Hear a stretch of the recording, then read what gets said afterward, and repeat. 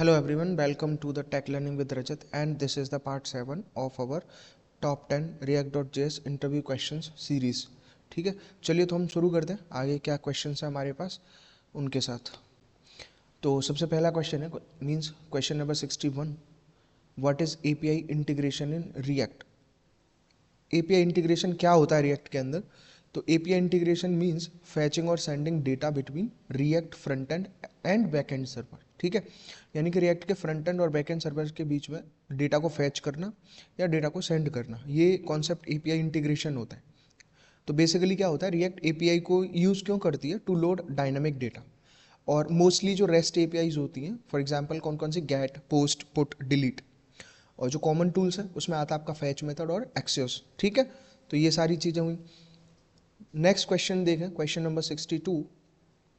तो question number 62 में क्या आता है आपका, call the how do you fetch data in React using use effect. ठीक है, तो आप यूज इफेक्ट की हेल्प से डेटा को कैसे फैच करते हो? तो इसमें आता है कि call the API inside use effect. क्या किया जाता है, एपीआई को यूज इफेक्ट मेथड का यूज करके कॉल किया जाता है। So it runs after component render. तो जो कंपोनेंट रेंडर होता है उसके बाद में वो रन हो जाती है। यानी कि ये क्या प्रिवेंट करती है, जितने भी मल्टीपल टाइम्स रेंडर हो रहा होगा कोई कंपोनेंट, तो उसका जो रिपीटेड कॉल है उसको प्रिवेंट करती है। And use dependency array for one time call. Single time call के लिए वो एक डिपेंडेंसी एरे का यूज करती है। And update state after data received, और डेटा रिसीव होने के बाद उसकी स्टेट को अपडेट करती है। ये यहाँ पे आप इसका एक कोड में एग्जाम्पल भी देख सकते हैं। ठीक है, चलिए तो नेक्स्ट क्वेश्चन आता है इसमें कि what is the difference between fetch and Axios. Fetch and Axios के बीच में क्या क्या डिफरेंस होता है? तो ये है कि fetch is a built in, Axios is a library with extra feature. तो फैच क्या है, एक बिल्ट इन है, लेकिन एक्सियोस क्या है, लाइब्रेरी है विद एक्स्ट्रा फीचर्स। जिसमें क्या है कि Axios automatically convert Jason. Axios का काम क्या है कि वो ऑटोमेटिकली जेसन को कन्वर्ट कर देती है। उसके अलावा एक्सियोस सपोर्ट इंटरसेप्टर्स। एक्सियोस किसको सपोर्ट करता है? इंटरसेप्टर्स को। And Axios handles error better. तो ये एरर हैंडलिंग बेहतर तरीके से करती है। And fetch needs manual dot JSON conversion. ठीक है, तो फैच क्या चाहिए होता है, फैच को एक मैनुअल जेसन कन्वर्जन का कॉन्सेप्ट। नेक्स्ट क्वेश्चन अगर हम देखें तो उसमें आता है आपका what is async await in API calls. API calls के अंदर एसिंक और एबिट का कॉन्सेप्ट क्या होता है? तो generally async await is use to handle asynchronous API calls in cleaner way. तो एसिंक एबिट जो होते हैं वो एसिंक्रोनस एपीआई कॉल्स को एक क्लीन तरीके से हैंडल करते हैं। यानी कि अबेट क्या करता है, await waits for promise result, await promise result के लिए वेट करता है। And improves readability versus dot then. तो ये रीडेबिलिटी को इम्प्रूव करता है comparatively dot then method. And easier error handling using try and catch. इसमें और क्या होता है, ईजियर एरर हैंडलिंग होती है यूजिंग ट्राई और कैच। ओके, तो ये इसका एग्जांपल में आप देख सकते हो, like const result equal to await axios dot get user set user. ये जो भी सिंटैक्स रहती है, ये सारी चीज़ें मैं डिफाइन कर रखा हूँ अपनी जावास्क्रिप्ट की प्लेलिस्ट और रिएक्ट की प्लेलिस्ट के अंदर। नेक्स्ट आता है इसमें next question, why do we use try catch in API calls. API call के अंदर हम ट्राई या कैच को यूज क्यों करते हैं? तो उसका एक रीजन है, to handle API errors like network failure, server error और इनवैलिड रिस्पॉन्स। तो ट्राई और कैच का कुछ मेन चीज़ों की वजह से यूज़ किया जाता है।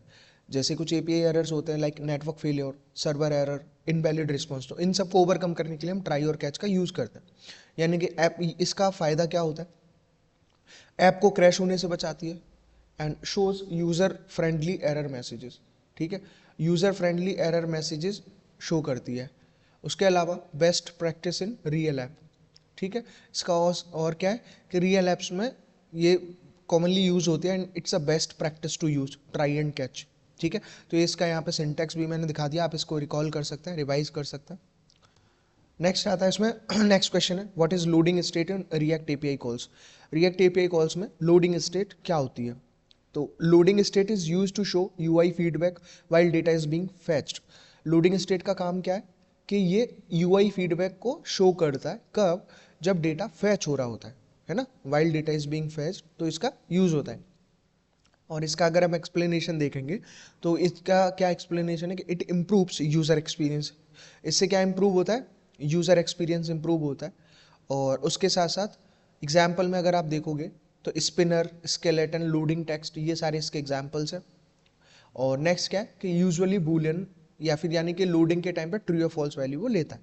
और यहाँ पे जैसे आप इसका एग्जांपल भी देख सकते हो, लाइक सेट लोडिंग को ट्रू करना, await, fetch, data, set loading, ये सारी चीज़ें है ना। ठीक, चलिए तो नेक्स्ट क्वेश्चन पे अगर आप चलें तो नेक्स्ट क्वेश्चन है what is the purpose of dependency array in use effect. Use effect के अंदर डिपेंडेंसी एरे का क्या पर्पस रहता है। तो पर्पस है मेनली कि it controls when the use effect runs. तो जब यूज इफेक्ट रन करता है तो ये इसको कंट्रोल करता है, यानी कि जो इसके मान लीजिए जो स्क्वायर ब्रैकेट्स होते हैं उसका मतलब क्या है कि runs once after the first render. जब एक फर्स्ट रेंडर हो जाएगा उसके बाद ये एग्जीक्यूट होता है, रन होता है। और आईडी का काम क्या है, रन्स व्हेन आईडी चेंजेस, जब आईडी चेंज होगी तब ये रन होगी।